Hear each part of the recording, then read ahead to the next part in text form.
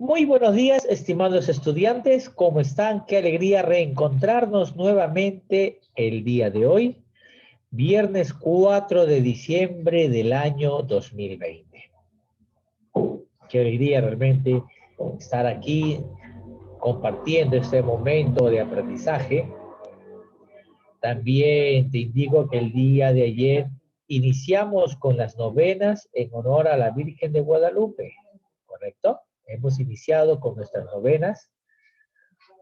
Allí había un solo grupo que estaba participando. Bueno, espero que el día de hoy también participe el otro grupo a partir de las 6 de la tarde, 6:30, y estamos empezando con nuestras actividades. Así es que es muy importante participar, chicos y chicas, en forma activa. Hoy los espero.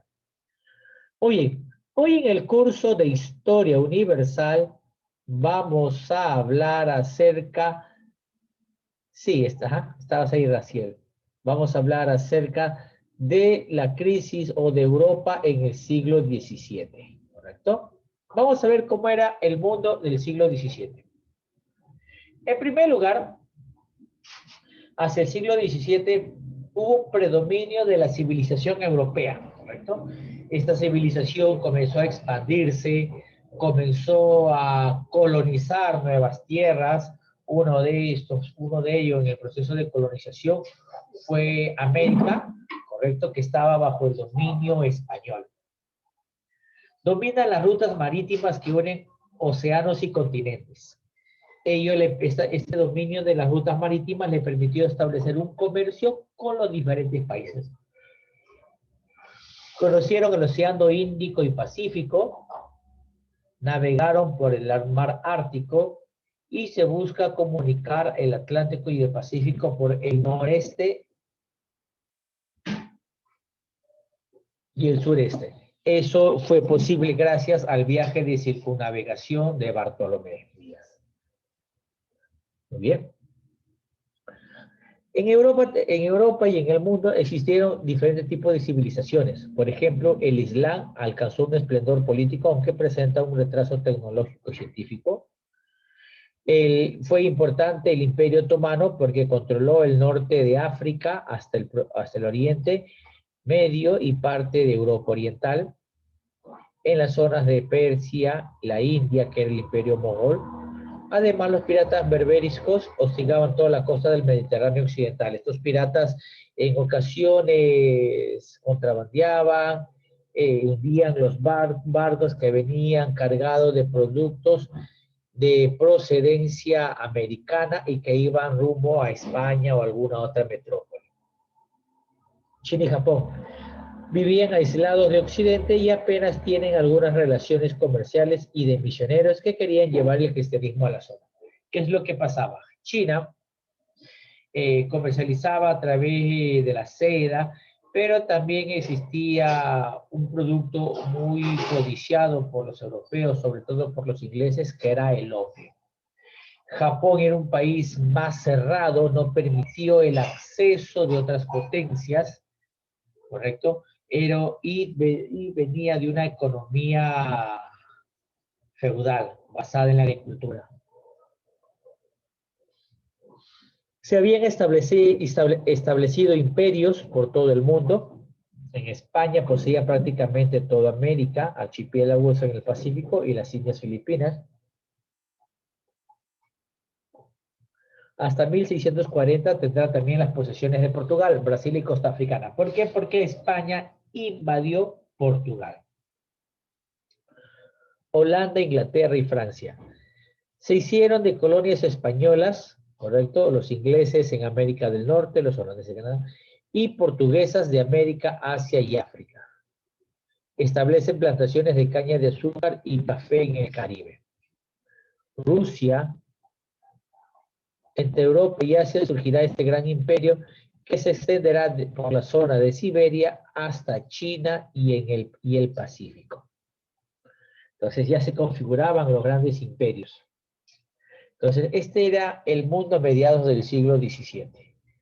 El imperio ruso, todo lo que está de rosado. El de rojito es el imperio español y España y sus colonias, América Central, México, y toda América del Sur. Portugal tenía tierras en América, que era Brasil, y en África. Inglaterra tenía posesiones en América del Norte, en las 13 colonias, ¿correcto? En la India y parte de Australia. Francia tenía posesiones también en América del Norte y en Canadá, y poseía Madagascar. Entonces comienzan de esta forma a desarrollarse los imperios, y cada uno de ellos teniendo mayor hegemonía sobre el otro. La crisis y transformaciones. El siglo XVII será un periodo de crisis con profundas, o sea, crisis políticas, económicas y sociales. Todas estas crisis con profundas transformaciones y gobernada por un sistema de inestabilidad. Este sistema inestable del siglo XVII, este sistema político, se debido al cambio climático. Hace que se perdieran las cosechas, los descensos de temperatura, el descenso de la producción agrícola, las hambrunas, el ambiente general de inseguridad y violencia. Todo ello provocó que el pueblo se sintiese descontentos por sus gobernantes, y en muchas ocasiones existían insurgencias o rebeliones que traían consigo las caídas de muchos de estos imperios.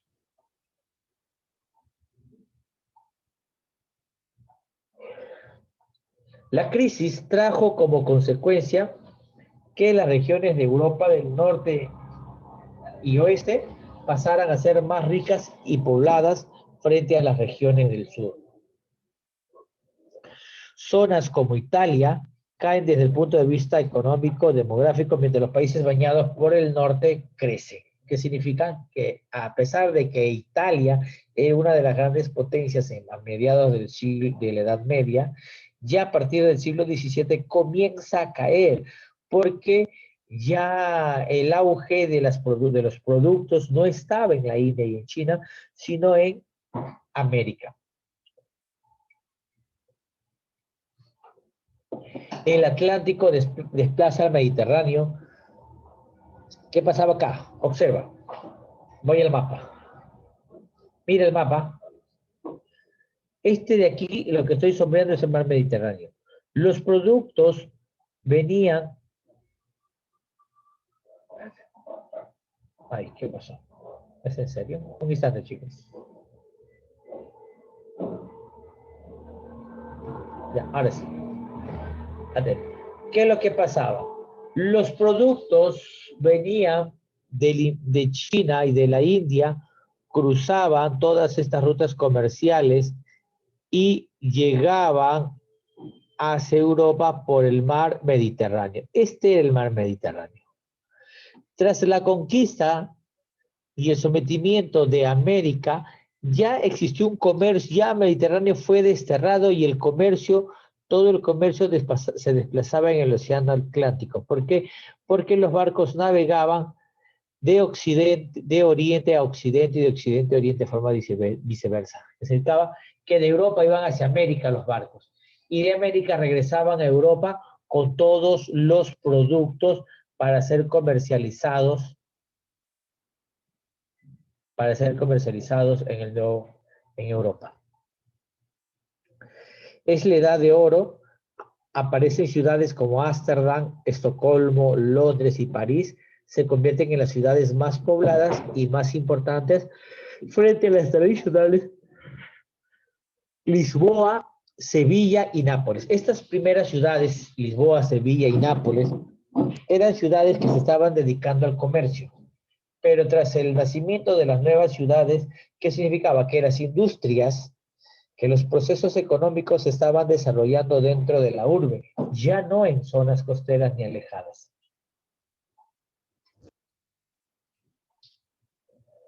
Mira, este fue el desplazamiento de la influencia. El mar Mediterráneo perdió influencia completa y el Atlántico se convirtió en un área comercial.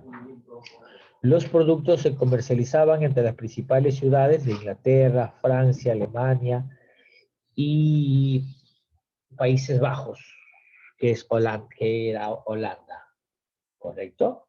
Antiguamente, antes del siglo XVII, ¿qué pasaba? España tenía todo el poder económico y político y el Mediterráneo era el principal fuente de acceso para las mercaderías procedentes de Oriente.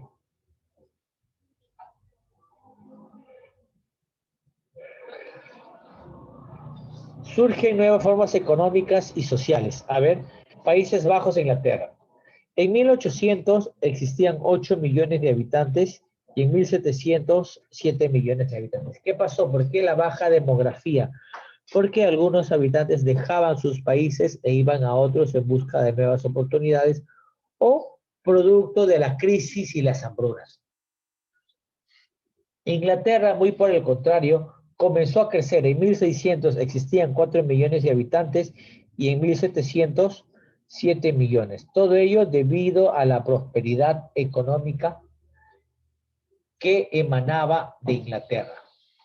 Se implantó un sistema económico basado en el comercio y la actividad industrial. Eso se llama el mercantilismo. El mercantilismo fue una teoría económica que predominó en el siglo XVII y principios del siglo XVIII. Se basaba en la doctrina de que las riquezas consistía en la acumulación de metales preciosos. Por esa razón, España comenzó a extraer tanto oro del Perú como podía para convertirse en una gran potencia debido a esta economía mercantilista. Mientras más metales preciosos tenías, eras una potencia con mayor poder e influencia dentro de tu región. Se incrementa la exportación de mercancías, ¿correcto? En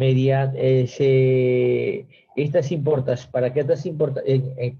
importaciones, los países comienzan a gravar o a cobrar impuestos o aranceles.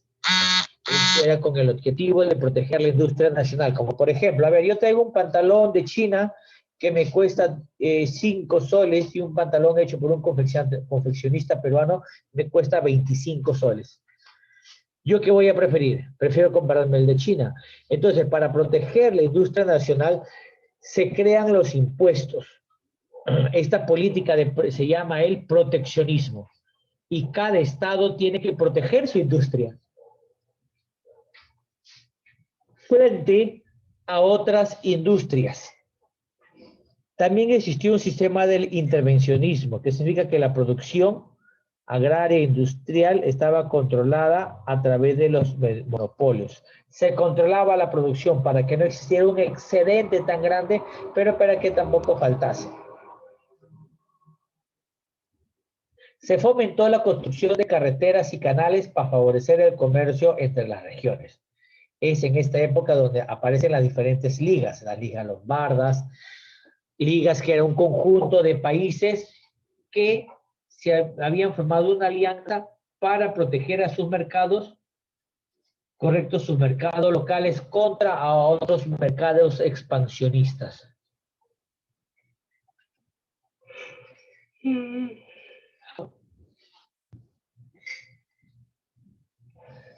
Este mercantilismo, este tipo de intervencionismo, provocó lo que se llaman los monopolios comerciales, que significaba que solo un país se beneficiaba directamente de su colonia y de la producción que puede existir y que otro país no podía invertir ni llevar provisiones, ni dinero, ni nada.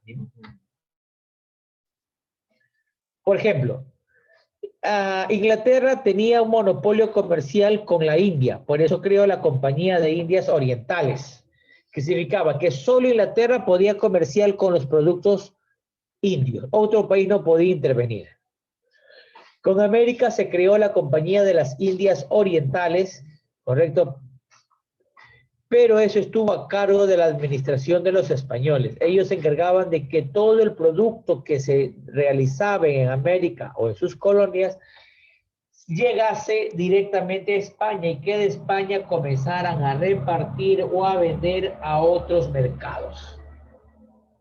Esos monopolios creó lo que son las piraterías y o trata de esclavos. ¿Qué significaba? Habían barcos que salían cargados de oro, de otro tipo de productos de América, y los piratas o corsarios capturaban a esas naves y se quedaban con esa producción. Los piratas lo hacían en nombre propio, pero los corsarios lo hacían a nombre de un imperio. Por ejemplo, Drake fue un corsario muy importante de Inglaterra. Ocupación de territorios americanos. Ingleses y holandeses buscaron enclaves costeros o islas en zonas templadas para poder desarrollar la agricultura de plantación. Pero no ocupan todo el territorio. Es en esta época donde aparecen las sociedades estamentales, que significa las clases sociales, dividida entre el clero, la nobleza y el pueblo, que era el estado llano, el estado base. Ello fue una de las causas principales por la cual se inició el movimiento llamado la Revolución Francesa. Estas son las sociedades estamentales. El rey, la nobleza alta y la nobleza baja, el alto clero y el bajo clero, el pueblo llano que estaba compuesto por los burgueses y los campesinos. Este pueblo era el tercer estamento. Era el sector no privilegiado, que significaba aquellos que tenían que pagar impuestos para mantener a las clases altas. Entonces era así, las clases altas formadas por la burguesía, industriales, comerciantes, clase media, trabajadores profesionales y clase baja, el pueblo. Entonces, esta era la sociedad estamental en el siglo XVII. Hegemonía francesa. Se desarrolló la guerra de 30 años entre Inglaterra y Francia, entre 1618 y 1648. Perdón, entre Francia y el Sacro Imperio Romano Germánico, después Alemania. ¿Cómo y dónde empieza? Se trata del conflicto interno del Sacro Imperio Germánico contra el levantamiento de Bohemia contra el futuro emperador de la Casa de Austria. Motivo, esta fue una división religiosa que provocó la reforma. ¿Quiénes luchan? La causa de Austria, española e imperial, con el apoyo de los católicos y los príncipes protestantes más reyes de Dinamarca y Suecia, de los Países Bajos, que ya llevaban una guerra medio siglo. El punto de inflexión fue la entrada de Francia a través del conde de Richelieu en 1635 a favor de los protestantes como forma de liberarse de la hegemonía española. Cuando termina, en 1648, a través de la firma de la paz de Westfalia.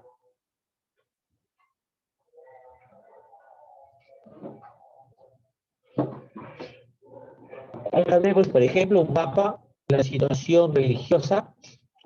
Los católicos son de color moradito, los calvinistas de amarillo y los verdecitos los luteranos. Entonces, esa guerra religiosa era como el objetivo de instaurar la religión en todo el mundo.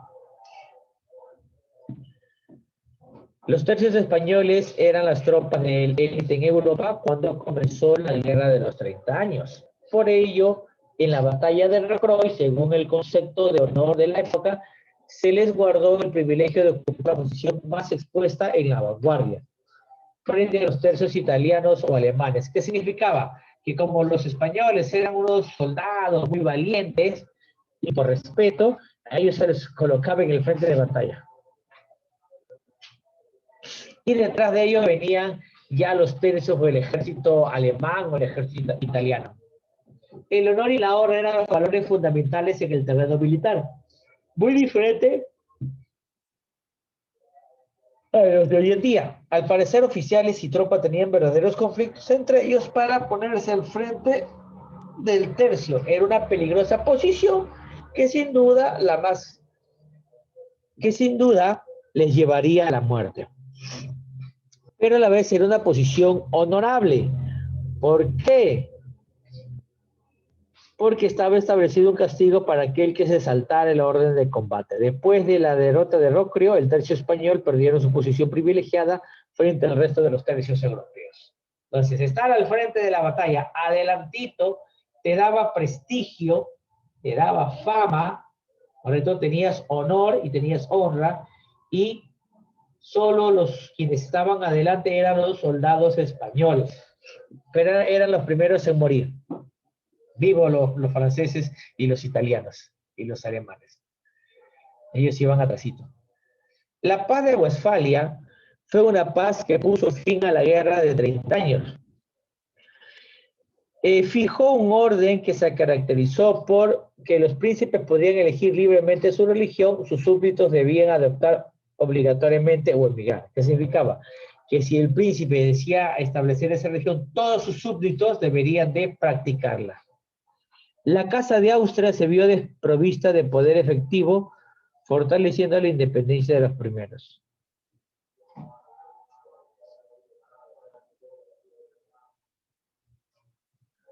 ¿Seguimos? Un ratito. Espera, un ratito.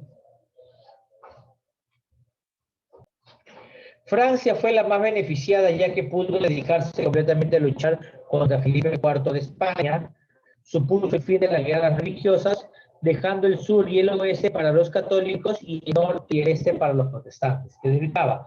Toda Europa central prácticamente era católica y Europa del norte, Inglaterra, junto con Europa oriental, Rusia, Grecia, ya eran otro tipo de dominaciones religiosas. Esto es lo que produjo la paz de Westfalia. Después de haber pacificado todo este sitio, ¿correcto? Vino la guerra entre franceses y españoles.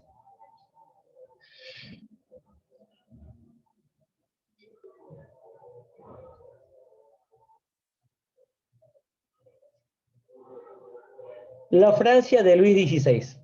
Luis XVI accede al trono muy joven y tendrá numerosos problemas. Será un monarca absoluto, con todos los poderes. Además, en sus 72 años de reinado, ampliará notablemente sus dominios. Firma la paz de los Pirineos, poniendo el fin de la guerra contra España, Felipe IV, entrega los territorios del Rosellón y se concierta el matrimonio de Luis con la infanta María Teresa para poder consolidar esa paz. A partir de ese momento, el resto de países estarán dispuestos a unirse para reducir la hegemonía de la Francia de Luis XIV. Francia comenzaba a expandirse sus fronteras.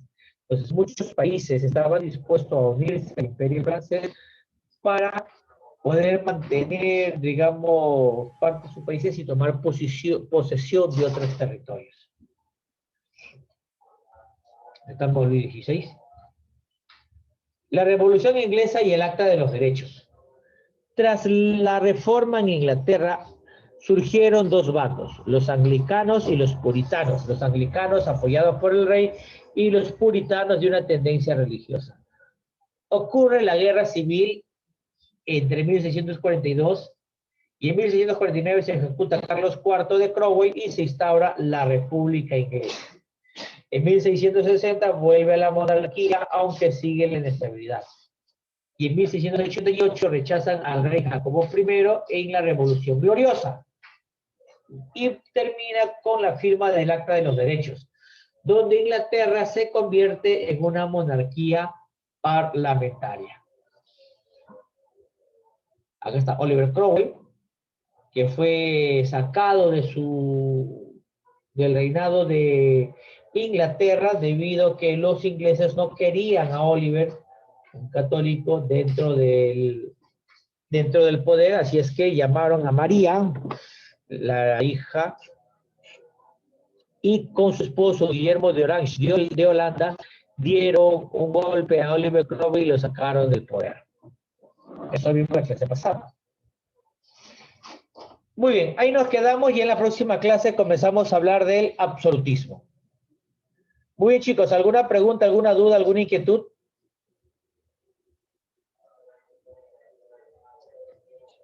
¿Preguntas, dudas, inquietudes? Muy bien, entonces sonríe. Lo que estamos dando acá es un repaso general de toda Europa en el siglo XVII, porque eso ya lo hemos visto cuando hemos estudiado Inglaterra, Francia y España. Muy bien, sonrisa a la una, sonrisa a la dos, sonrisa a las tres. Tiago, rodas tu cámara. Adriana, Troncos, Alejandra. Muy bien, sonrisa. Ya. Muy bien, chicos, entonces te mando un gran abrazo a la distancia. Pórtate bien y nos reencontramos el día de hoy a las 6:30 de la tarde. Nos vemos, chicos. Bye, bye. Cuídense.